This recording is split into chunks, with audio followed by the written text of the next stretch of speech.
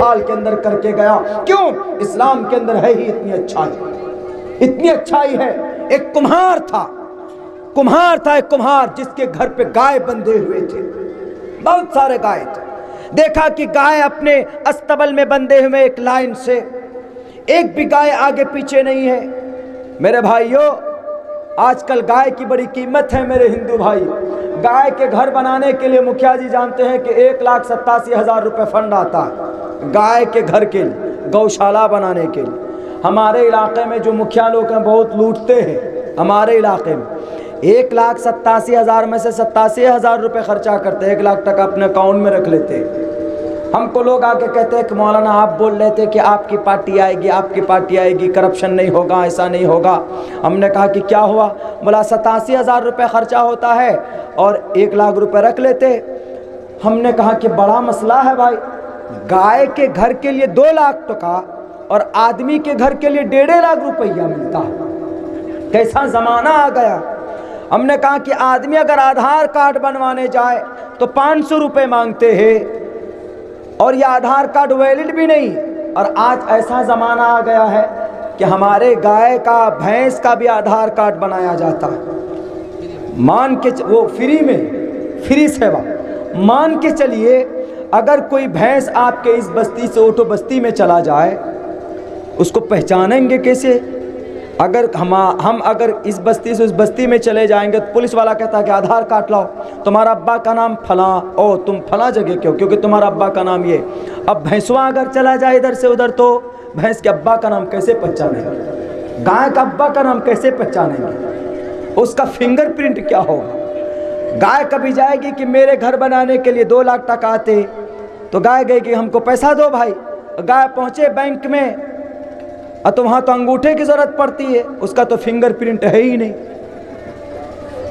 ये जब इस लेवल की राजनेता लोग आ जाए कि जानवरों के लिए ज़्यादा पैसे और इंसानों के लिए कम पैसे, इंसानों का हर काम पैसों में होता, जानवरों का हर काम बिना पैसे का हो जाता। जितने पैसे इन जानवरों के घर बनाने में खर्च हुए, उतने पैसे अगर दिल्ली गाजियाबाद की झुग्गियों में रहने वाले गरीबों को दे देते तो आज वो सुख और चैन की जिंदगी गुजारते। उतना पैसा अगर एमएसपी के लिए अलॉट किया जाता तो किसान अभी आंदोलन न कर रहे होते। है हिम्मत और ताकत तो एमएसपी को कानूनी रंग दो। झूठ मत बोलो कि एमएसपी बहाल रहेगा। एमएसपी का मतलब ज्यादा पैसे में अपने माल को बेचना। पहले बेचा जाता था कि जिसको जितना पैसा जहां मिले ज्यादा पैसा, minimum supporting price, maximum supporting price बोलते हैं एमएसपी को। आज क्यों ये आंदोलन कर रहे हैं कि इनका ये पैसा कानूनी तौर पर नहीं लिखा गया। आप ये कहो कि कोई भी आदमी खरीदेगा अनाज, कहीं पर ले जाकर फरोख्त करेगा गुलाब बाग में, तो इसको एमएसपी दिया जाएगा। कानून में लिखो, बिल में लिखो। बिल में क्यों नहीं लिखे? तुम झूठ बोलते हो। आपने नोटबंदी की थी, आपने कहा था कि 50 दिन का टाइम दो। अभी 50 महीने गुजर चुके हैं, अभी 50 हफ्ते गुजर चुके हैं, लोग वैसे ही मर रहे हैं। आप बोले थे कि हम आएंगे तो ये कर देंगे, वो कर देंगे, इतने दिन हो गए, आपने कुछ नहीं किया। गोया कि हम आपकी जुबान पर हमें विश्वास नहीं। आप आए थे बिहार के अंदर, आपने कहा था सन 2019 में हम 15 लाख रुपए के गरीब के खाते में देंगे। 15 महीने गुजर गए, अभी तक 15 रुपया तक नहीं पहुंचा। तो हम कैसे विश्वास कर लें कि आप बोलते हो कि मिनिमम सपोर्टिंग प्राइस मिलेगा लोगों को? हम आपके बातों पर, आपकी जुबान पर विश्वास नहीं करते। आप लिखो कानून में, लिखो एमएसपी। तीनों बिल में से एक बिल जो एमएसपी के ताल्लुक से, उसमें लिखने में क्या जाता कि जो आदमी एमएसपी जिसको नहीं देगा, जो भी एजेंट या जो भी मंडी वाला एमएसपी नहीं देगा, उसके हाथ में हथकड़ी लगेंगे। लेकिन नहीं लिखता। लिखने में क्या जाता? बोलते हैं सदन में लिख दो। मेरे भाइयों, तो पता उस कुम्हार के सामने में देखा, मैं ये वाक़या बता के अपनी बात ख़त्म करता हूँ। उस कुम्हार के इस डिसिप्लिन को देखा कि हर एक गाय के कान में आधार कार्ड लगा हुआ है, सब एक लाइन से खाना खा रहे हैं, एक लाइन से सारे गाय को खाना खिला रहा। उसके बाद फिर पता क्या हुआ, एक बादशाह साहब ने देखा कि अरे ये कुम्हार है, कितने लाइन में सब तो गाय खाना खा रहा है। कहा अच्छा, पूछते हैं कि कारण क्या है। कुम्हार से पूछा कि कुम्हार आखिर तुम कैसे ट्रेनिंग देते हो? इंसान तो इंसान, तुमने जानवर को एक लाइन से लगा दिया। तो उन्होंने कहा मैं भेदभाव नहीं करता हिंदू मुसलमान का, इक्वलिटी बिफोर मी, सारे गाय मेरे सामने बराबर है। इनमें से कोई चाइनीज़ गाय है, इनमें से कोई जर्सी गाय है, इनमें से कोई देसी गाय है। सबके कान में हमने एनआरसी के लिए आधार कार्ड लगा दिया है कि एनआरसी अगर होगा तो हमारे कोठो गाय हमारे स्तबल से नहीं भागेगा, नहीं भगाएंगे। सबका एनआरसी कर दिए हम। ऊपर से ये है कि अगर कोई इधर उधर होता है तो हम उसको मारते हैं डंडा लगाकर। कहा कि ये आदत बन गया है सारे गायों का, इसीलिए एक कदम इधर से उधर नहीं होते। कहा तो अच्छा, तुमने इतना सुधार दिया अपने गायों को। तो बादशाह बड़ा ताज्जुब में पड़ा कि जो आदमी जानवरों को डिसिप्लिन में ला सकता है, तो वो अगर इंसानों के अदालत में चला जाए तो वहाँ पर ज़रूर इंसाफ करेगा। तो एक दिन के लिए कुम्हार से कहा कि तुम मेरी अदालत में चलो, जहाँ मैं बैठता हूँ वहाँ पर चलो, तो फैसले करना। हो सकता है कि तुम्हारी अकल से हम भी कुछ फ़ायदा हासिल कर लें। कुम्हार ने कहा कि why not, I am ready, मैं तो तैयार हूँ, चलिए। मैं तो जब जानवर को सीधा कर सकता हूँ तो इंसान किस खेत की मूली। राजा जानता था कि ये कुम्हार, हमारे अंदर हर राजा जानता है, हर मंत्री जानता है, हर मुखिया जानता है कि उसके मिंबर में कौन कौन लोग खाते, और हर गांव के लोग भी जानते हैं, और हर विधानसभा के लोग जानते हैं कि उनका एमएलए कितना कटिंग करता है। हर इलाका वाला अपने अपने नेता के बारे में जानता है।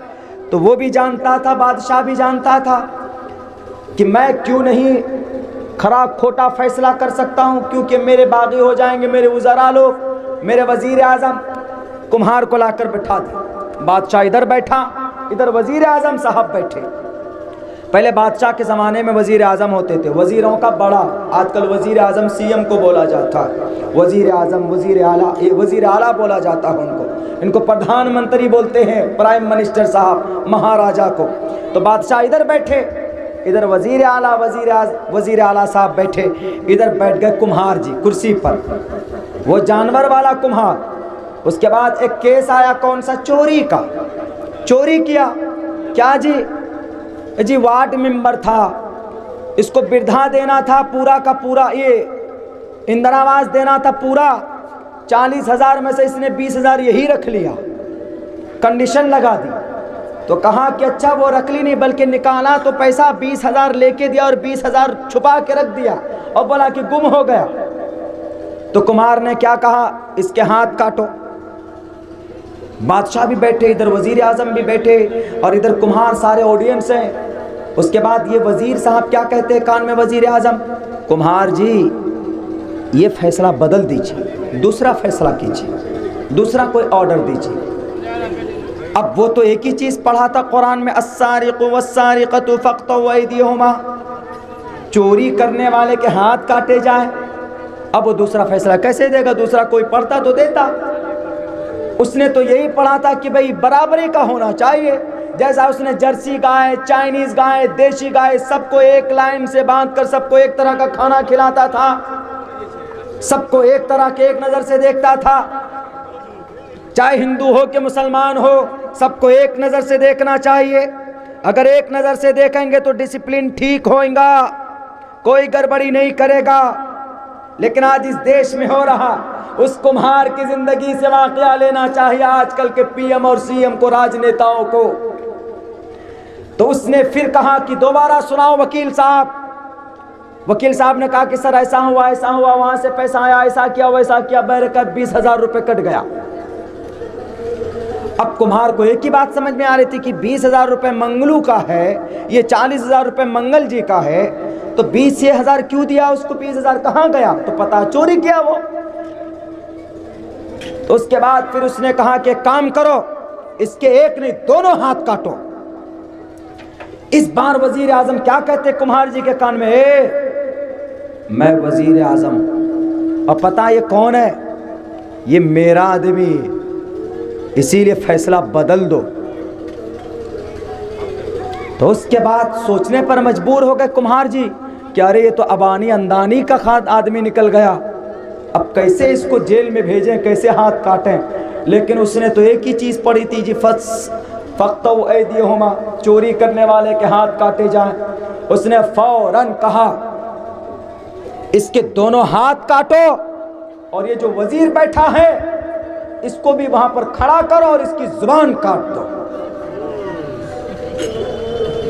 क्यों? गलती उसकी नहीं थी, उस चोर की, गलती इस वजीर की थी जिसकी पुश्त पनाही में वो चोरी कर रहा था। इसीलिए कुम्हार ने कहा बादशाह को, अगर सिस्टम सुधारना है तो दोनों इसके हाथ काटिए और इस वजीर आजम की जुबान काटिए, ताकि यह आइंदा किसी भी चोर की हिमायत न कर पाए। काटा गया, सिस्टम सही हो गया। ये वाकया है इसलिए कि आदमी जब किसी कुर्सी पर बैठता है तो अदल करता है, इंसाफ करता है, चाहे वो अपना आदमी हो चाहे वो गैर का आदमी हो। ये चीज़ हमें कहाँ पे मिलती है? मुहम्मदुर रसूलुल्लाह की शरीयत में हमें ये चीज़ मिलती है। अपनी बेटी हो कि अपनी वाइफ हो, मोहम्मद रसूलुल्लाह ने कहा कि अगर फातिमा भी चोरी कर ले तो मैं भूल जाऊंगा कि मेरी बेटी है, मैं उसके हाथ को काटूंगा। यह अदालत होनी चाहिए, ये इस मजहब की पहचान। बहुत